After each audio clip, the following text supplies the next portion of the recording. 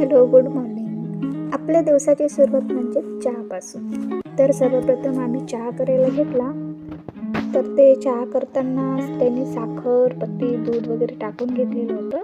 तर मी कॅमेरा समोर नेल्यानंतर त्यांनी अशी काहीशी क्यूट स्माईल दिली. आणि हे बघा अद्विकचं.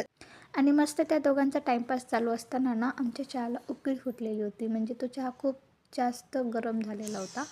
आणि ना आमच्या इथे ना असाच चहा लागतो, त्यामुळे असा उकळू द्यावा लागतो खूप वेळ. आणि छान असा मी चहा कपामध्ये सर्व केला आणि ना मग मस्त बिस्किट सोबत तो चहा एन्जॉय केला आणि त्यानंतर लगेचच सर्वांचा चहा पिऊन झाल्यानंतर मी भांडे धुवायला घेतले, जे की आमची चहा पाण्याची नाश्त्यांची भांडी पडलेली होती.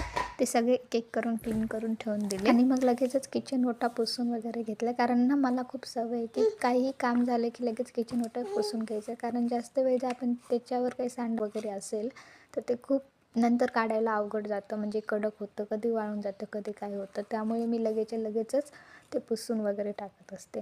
आणि थोडंसं आपल्यालाही क्लीन वाटतं बघायला वगैरे आणि करायला पण. त्यानंतर लगेच मग पाण्याने बेसिन वगैरे जे अडकलेलं वगैरे होतं ते स्वच्छ धुतलं आणि नंतर पूर्णपणे त्याचा कचरा वगैरे जे काही अडकलेलं असेल ते काढून वगैरे ठेवला आणि मग साफसूफ वगैरे करून किचन ओटा क्लीन केला. आणि लगेचच माझं आवरून होईपर्यंत तर हे दोघं आले पण. कारण अद्विकला प्यायचं होतं दूध आणि दूध झालेलं होतं खूप गरम, म्हणजे उकळून खूप गरम झालेलं होतं. त्यामुळे ते दूध काढून त्यांनी थंड करायला ठेवून टीव्हीवर लावलेलं होतं कीर्तन. ते कीर्तन बघत त्यांना ते दूध पिलं, कारण त्याला ना दूध खूप जास्त आवडत नाही. आणि पहा, हा मी सकाळच्या टाईमचा फक्त किचन ओटा पूर्ण साफ वगैरे करून ठेवलेला. आणि त्यानंतर मी रात्री भिजून टाकलेलं होतं तांदूळ आणि उडदाची डाळ, कारण मला आज करायची होती इडली. म्हणून मी ते कुकर उघडून बघितलं तर मला असं वाटलं ते पूर्ण फुगून आलेलं असेल, पण तसं काहीच झालेलं नाही. ते बहुतेक थंडीमुळे झालेलं नसावं.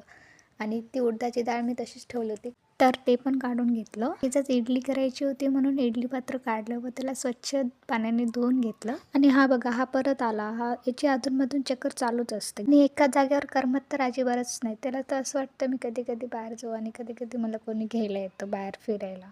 आणि तुम्ही इथे बघू शकता असं काहीचं सामान काढलं होतं सांबारसाठी. जेवढं फ्रीजमध्ये भेटलं तेवढं मी सर्व काढलं. आणि तसं बघायला गेलं तर माझी करायची पद्धत आणि रेसिपी काही हटकेच असतं आणि ते खायलाही खूप छान लागतं आणि सर्वजण ते आवडीने खातातही. आणि अशाच प्रकारे माझं स्वादिष्ट असं सांबार आणि इडली तयार झाली. आणि जर तुम्हाला पूर्ण रेसिपी हवी असेल तर मला कमेंटमध्ये नक्की सांगा. आणि thank you for watching. Bye bye.